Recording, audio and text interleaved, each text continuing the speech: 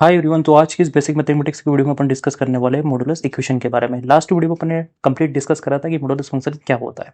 तो modulus equation को solve करते हुए टाइम आपको दो पॉइंट्स पता होना चाहिए कि mod of x equal to यदि अल्फा लिखा है तो एक्स इक्वल टू कितना होगा, प्लस माइनस अल्फा। मतलब आप मोड को कैसे क्या रिमूव करोगे।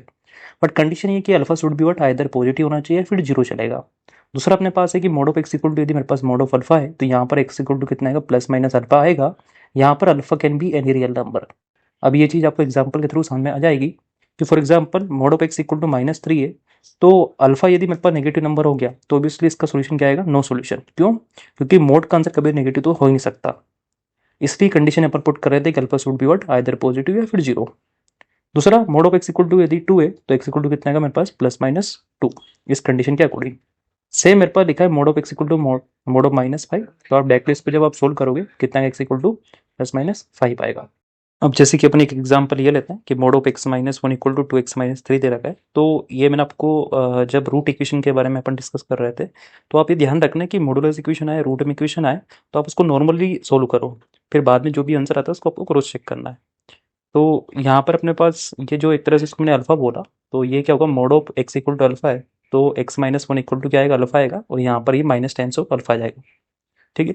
तो एक बार इस इक्वेशन को सोल्व करना है तो यहाँ से x इक्वल टू 2 आ रहा है और यहाँ से अपना 4/3 आ रहा है। अब आपको जो भी आंसर आ रहा है उसको क्रॉस चेक करना है इसमें पुट करके कि क्या ये सेटिस्फाई कर रहा है कि नहीं कर रहा है। तो यहाँ पर अपना सेटिस्फाई कर रहा है लेकिन ये वाला सेटिस्फाई नहीं कर रहा है तो आपका 4/3 रिजेक्ट हो जाएगा और x equal to 2 is select हो जाएगा।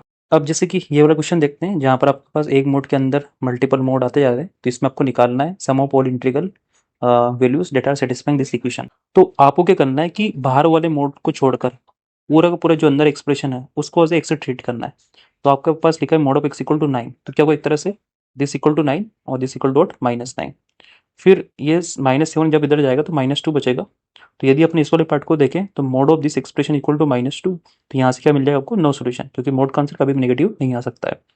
सेम यहाँ पर अभी कितना है, 16 आया। फिर आपको बिल्कुल सेम प्रोसेस अपना नहीं है कि इस वाले मोड को एज ए ट्रीट करना है कि मेरे पास ये क्या अंदर वाला एक्स है।